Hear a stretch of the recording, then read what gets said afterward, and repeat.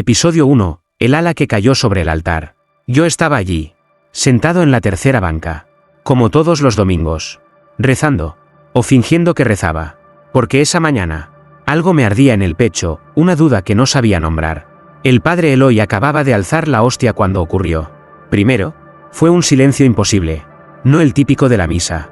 No, este era distinto. El aire dejó de moverse. Las velas no parpadearon más. Ni los suspiros de las ancianas se atrevieron a cruzar el templo. Y entonces, lo sentimos. No lo vimos llegar, pero sentimos como algo descendía. No desde el techo, no desde el cielo, sino desde dentro del altar. Como si la tierra hubiera abierto su boca. El padre Eloy se quedó congelado, con la hostia temblando entre sus dedos. La dejó caer. Nadie se movió para recogerla. Fue Marta, la que siempre cantaba el salmo con voz de soprano rota, quien gritó primero. Miramos al altar. Y allí estaba. Un ser con forma humana, pero sin rostro. Ni ojos. Ni boca. Solo piel lisa y blanca como el hueso de una tumba antigua. Dos alas enormes. Una extendida. La otra caída, como si hubiera sido arrancada y luego vuelta a coser con sangre. No habló. No caminó. Solo cerró la puerta de la iglesia con un gesto de su ala rota. Y el sonido del pestillo sonó como un ataúd al cerrarse.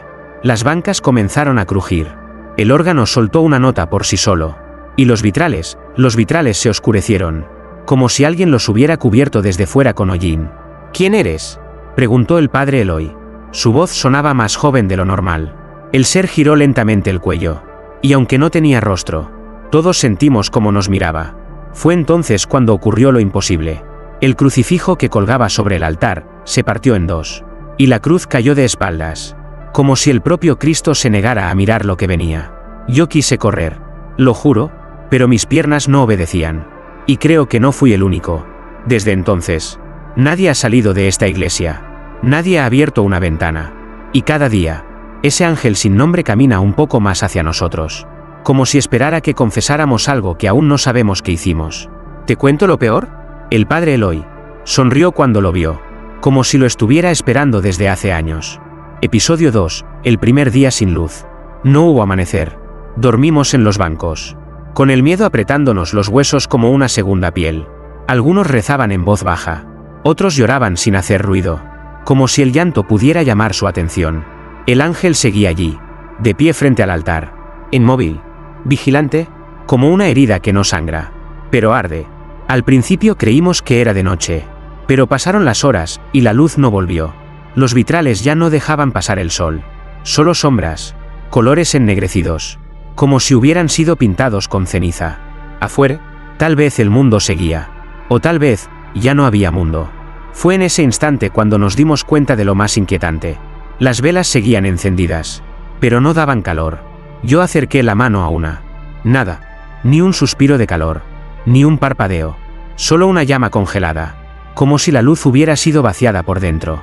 Y entonces, escuchamos el primer sonido. Un crujido. Lento. Cercano. Venía del confesionario. La madera chirrió como si alguien entrara, pero todos estábamos afuera. Inmóviles. Viéndonos unos a otros con ojos llenos de preguntas y terror. El padre Eloy se levantó. Caminó con pasos tranquilos hasta allí. Como si ese fuera su deber o su condena. Quédate aquí. Me susurró al pasar. Pero ya no era una orden. Era una advertencia. Se acercó. Abrió la cortina, y la cerró detrás de él. Lo que escuchamos después no era una confesión. Era un diálogo. Pero no en voz humana. El ángel seguía sin moverse. Pero las paredes del confesionario temblaban. Como si algo muy antiguo, muy viejo y muy santo, estuviera reclamando una deuda. Eloy salió con las manos cubiertas de ceniza. No dijo una palabra. Solo se arrodilló y comenzó a rezar, de espaldas al altar. Fue entonces cuando la Virgen, la estatua que nos miraba desde el lado izquierdo del templo, giró la cabeza, lentamente, y apuntó con sus ojos de piedra hacia la cruz caída. Todos lo vimos. Nadie lo dijo. Pero en nuestras entrañas, el miedo comenzó a volverse fe. Y la fe. Castigo. La iglesia ya no era una iglesia. Era una sala de espera. Y el juicio no vendría del cielo. Ya había descendido. Y caminaba entre nosotros con un ala rota y el silencio como espada. Y cuando el niño empezó a llorar, el ángel dio su primer paso. Episodio 3. El crucifijo que no lo soportó. Nadie dormía ya. Los ojos ardían de cansancio.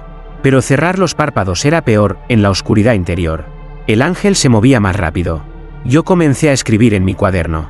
No sé por qué. Tal vez para no olvidarme de mí mismo. O quizás porque alguien, en algún lugar, necesitaba saber lo que estábamos viviendo. Lo que estábamos pagando.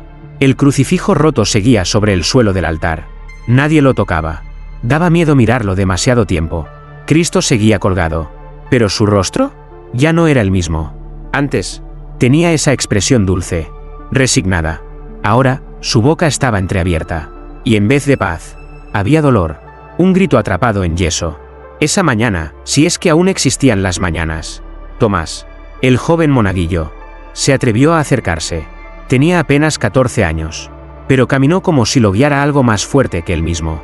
Se inclinó, levantó la cruz, y fue en ese momento que escuchamos un crujido espantoso. Venía desde el techo. Levantamos la mirada. El fresco que decoraba la bóveda de la iglesia, una pintura de ángeles ascendiendo entre nubes doradas, comenzaba a desgarrarse. La pintura se cuarteaba. Y de las grietas, no cayó polvo, cayó sangre. Una sangre espesa, oscura, como si la eternidad misma estuviera filtrándose desde el cielo de piedra. Tomás soltó la cruz. Y entonces, Cristo cayó de ella, pero no como estatua, sino como cuerpo, como carne, como si nunca hubiera sido escultura. El cuerpo impactó el suelo con un golpe sordo. Todos retrocedimos. El ángel, desde el altar, dio otro paso. La piel del cuerpo no era fría. Marta, la soprano, se atrevió a tocarlo. Está tibio, murmuró. Y entonces gritó. Está respirando. El padre Eloy no se movió. Solo rezaba, cada vez más rápido, como si quisiera tapar lo que estaba ocurriendo con palabras antiguas. Yo me acerqué. Vi al Cristo sobre el mármol. Y juro por todo lo sagrado que sus ojos se abrieron. No estaban llenos de amor, ni de perdón.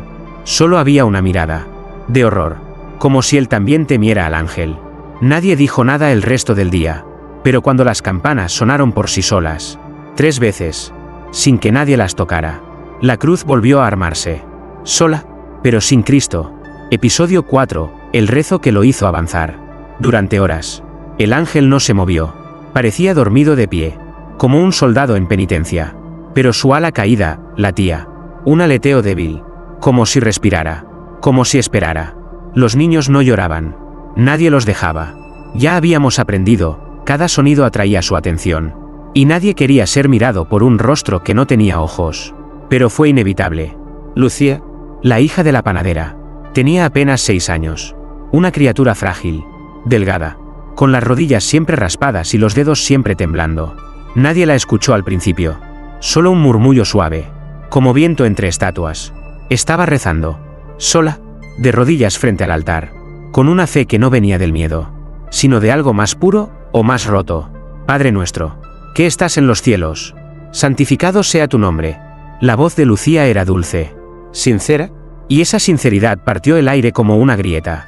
El ángel giró la cabeza, por primera vez desde que descendió. Todos nos congelamos. 1, 2, 3 pasos.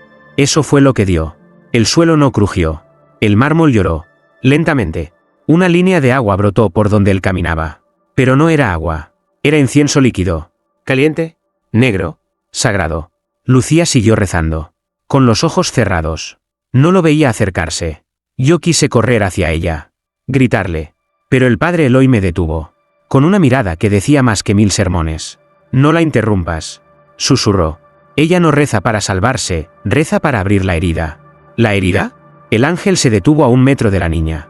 Entonces, las paredes comenzaron a temblar. El confesionario, el púlpito, las imágenes de los santos, todo se sacudía como si un viento invisible intentara entrar desde dentro.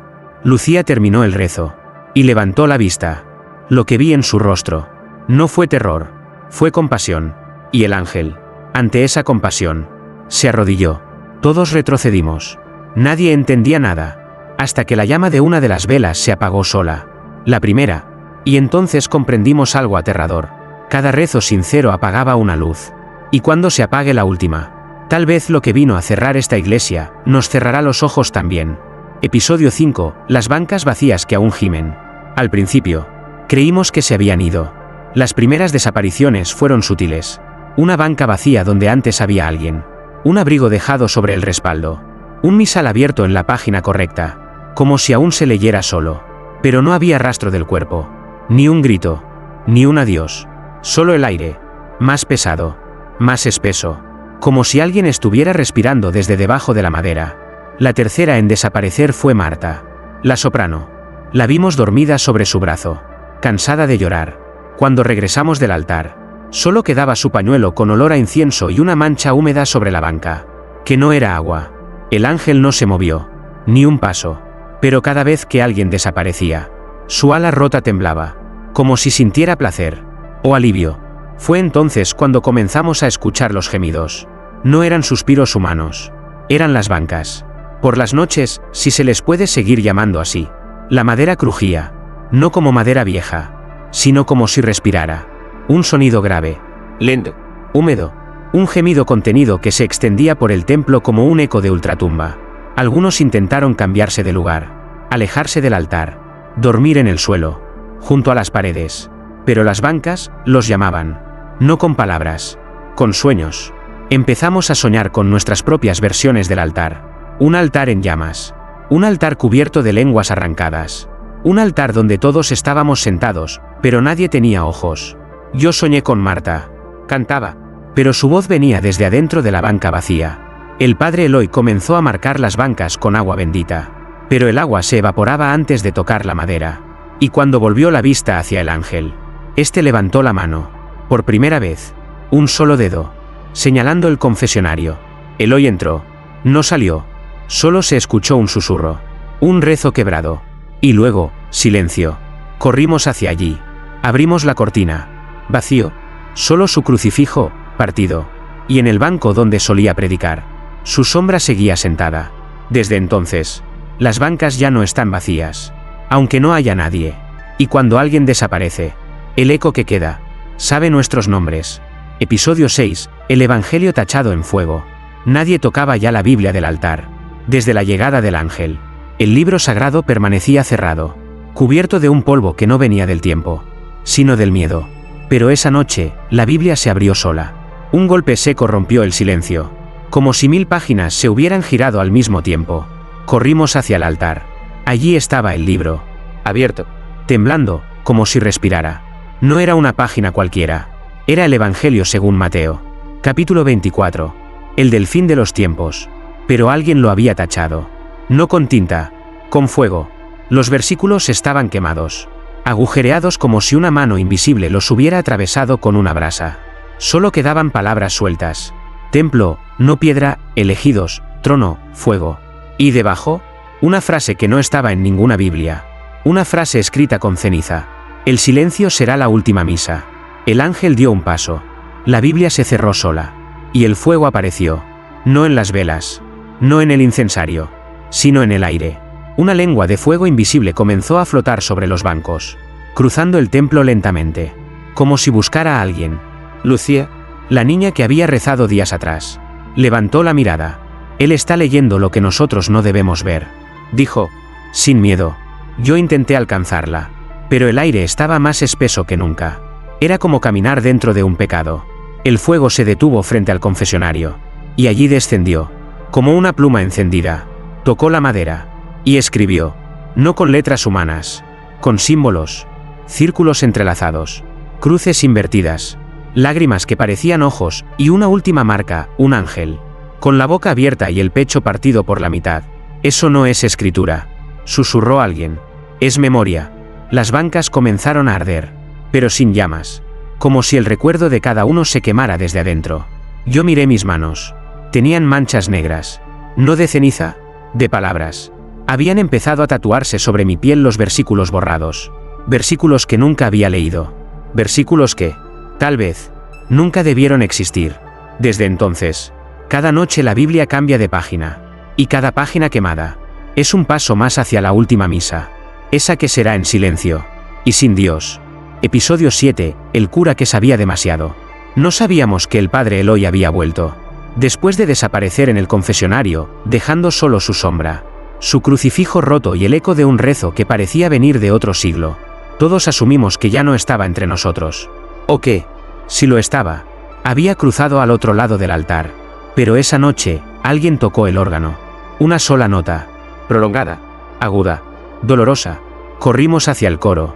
Y allí estaba, sentado, de espaldas, con la sotana cubierta de ceniza y el rostro escondido entre las sombras. «Padre», susurró Lucía. Él no respondió, solo levantó la mano. Temblaba. Yo fui el primero en acercarme. Y cuando lo vi de frente, entendí el verdadero significado del silencio. Sus ojos estaban abiertos, pero no tenían pupilas, solo un blanco lechoso, como si mirara algo que ninguno de nosotros pudiera ver. Y aún así, lloraba. Pero no lágrimas. Gotas de cera derretida.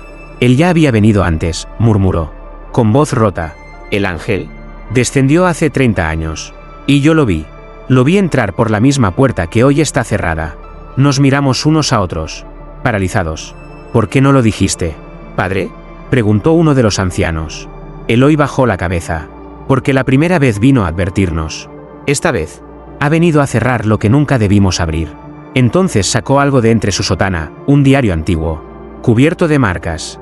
Las páginas estaban escritas en latín. Y en cada hoja, una figura, un rostro, una víctima. El ángel no castiga, dijo. Recoge las deudas no confesadas, las misas rezadas sin fe, las oraciones vacías, las comuniones dadas por rutina. Pasó la página. Y allí estaba dibujado, el interior de la iglesia. Con nosotros dentro. Uno a uno. Con nuestros nombres.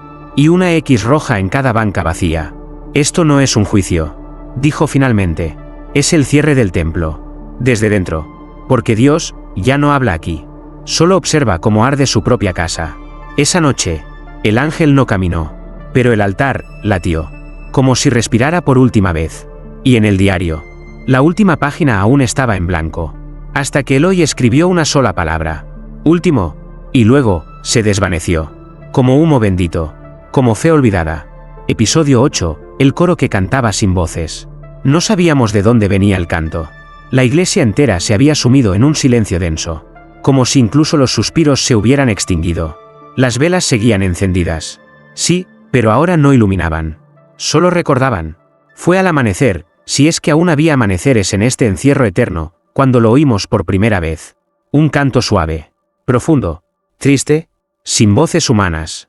Venía desde las alturas, del lugar donde cuelgan las antiguas campanas. Pero nadie había subido.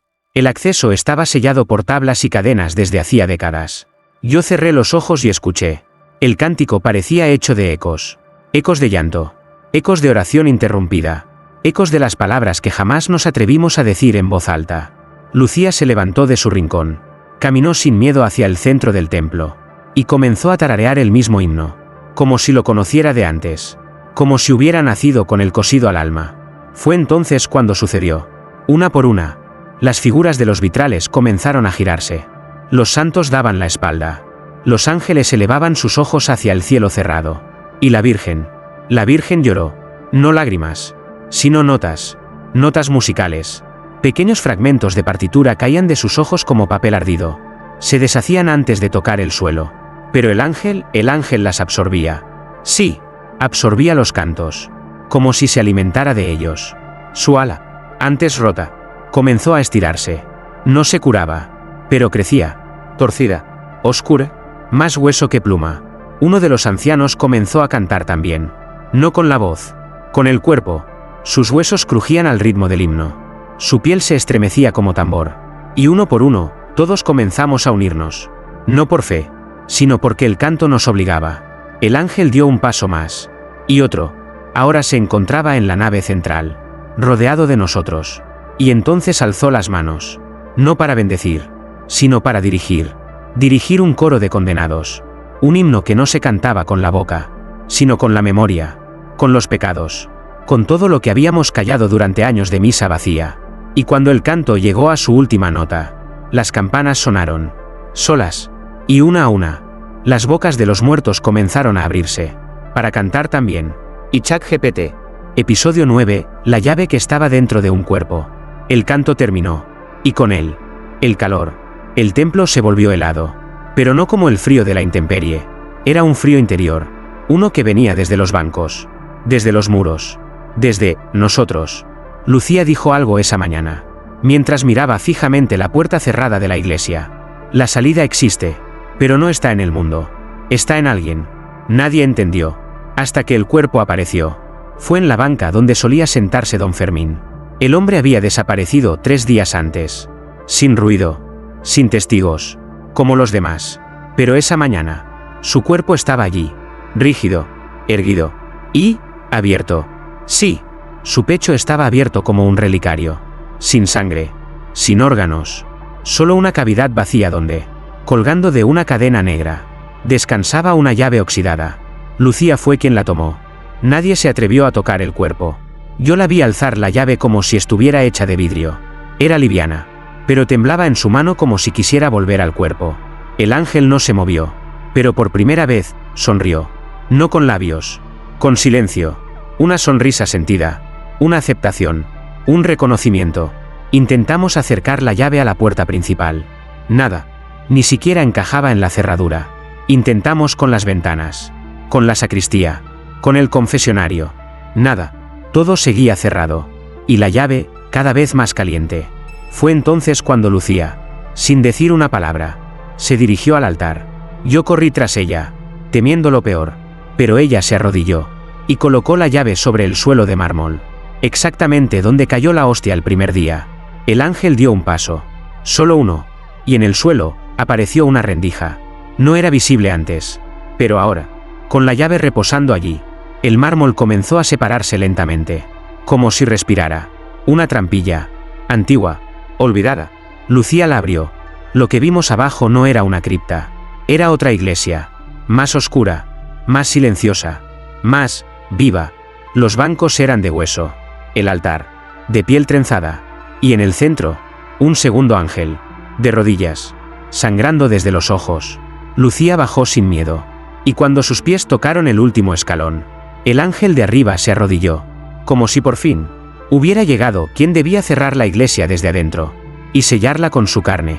Episodio 10, el altar que se alimentaba del incienso. Desde que Lucía bajó por la trampilla, la iglesia dejó de oler a incienso, y comenzó a oler a cuerpo.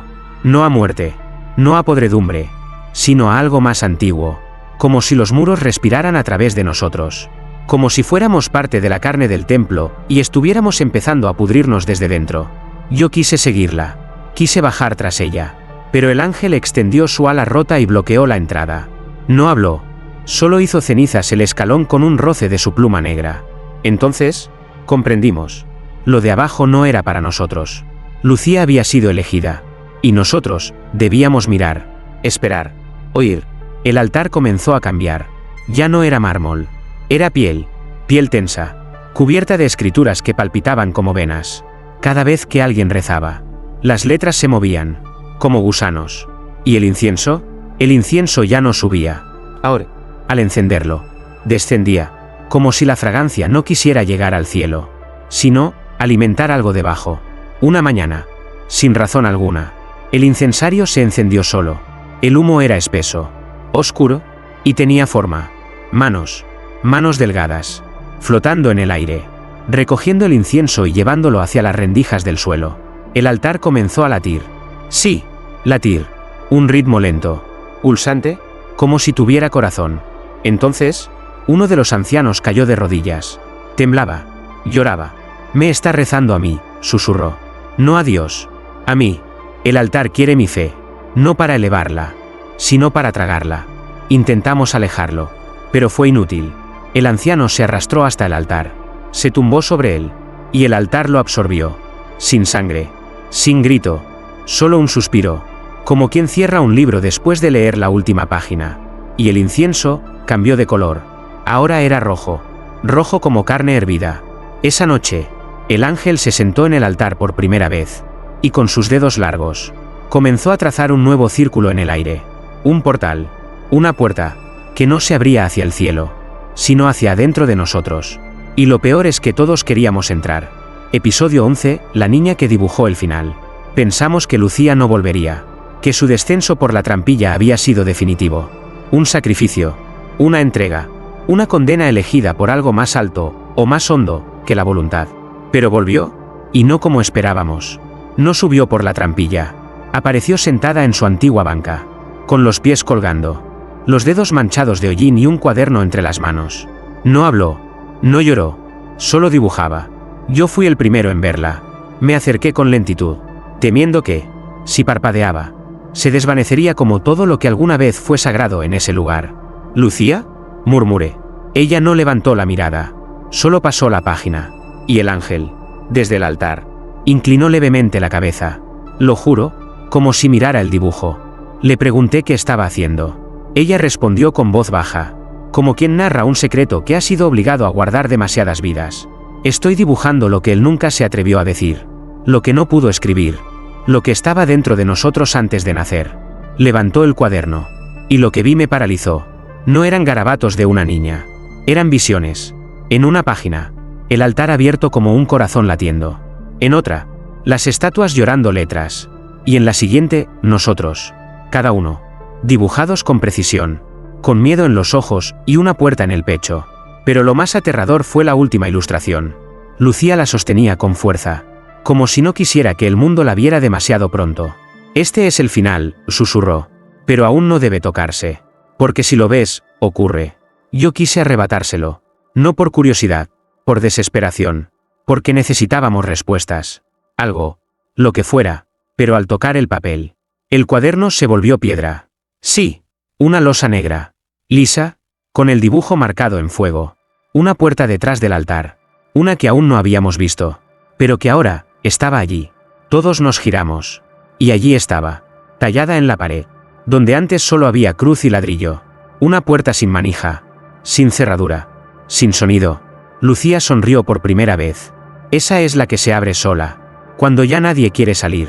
Esa noche, el ángel se puso de pie, y dio un solo paso, no hacia la puerta, hacia nosotros, como si supiera que el final ya estaba dibujado. Y ChatGPT. Episodio 12, el cierre final desde dentro. No recuerdo si fue noche o día. Ya no había luz que marcara el tiempo, ni sombra que obedeciera al cuerpo. Solo estábamos nosotros. Y él, el ángel, de pie, frente a la puerta sin cerradura. Lucía cerró el cuaderno. No porque lo hubiera terminado, sino porque ya no era suyo. Ahora la piedra respiraba por sí sola. La iglesia se sentía más pequeña, como si los muros se hubieran acercado, como si el eco se tragara los pensamientos antes de convertirse en palabras. Entonces, el ángel habló, por primera vez, no con voz, con presencia. Sus alas se abrieron, completas. La rota ya no era hueso, era sombra sólida, una negrura que no necesitaba justificar su existencia. Y todos lo sentimos. Una frase, una verdad sin idioma. El templo ha guardado lo que debía, y ha quemado lo que no. La puerta detrás del altar comenzó a abrirse. Sola, sin sonido, solo un vacío al otro lado. ¿Oscuro? Sí, pero no malvado. No había fuego, ni condena. Solo, un silencio limpio. Uno por uno, los bancos comenzaron a deshacerse. No en ceniza, sino en polvo de oración olvidada. Oraciones que nunca llegaron al cielo, porque el cielo nunca estuvo escuchando. Los fieles comenzaron a desaparecer, sin dolor, sin drama, como si despertaran de un sueño que nunca fue suyo. Lucía se acercó al altar, me miró por última vez y dijo, ya no necesitamos puertas, solo silencio. Y entró, desapareció sin peso, sin sombra, como una nota que se apaga sola en una iglesia vacía. Entonces el ángel me miró. Yo era el último nombre, el último banco, el último testigo, y comprendí. No vino a cerrar el templo, vino a cerrar al último que aún creía que podía salir. Ahora escribo esto, sabiendo que no hay papel, ni manos, ni voz, solo memoria. La iglesia está cerrada, no con llaves, ni ladrillos, sino desde dentro, desde mí. Y el ángel ya no camina, porque ya no tiene a dónde ir. Está en mí, y yo soy la última puerta, la que nadie abrirá. Y ChatGPT.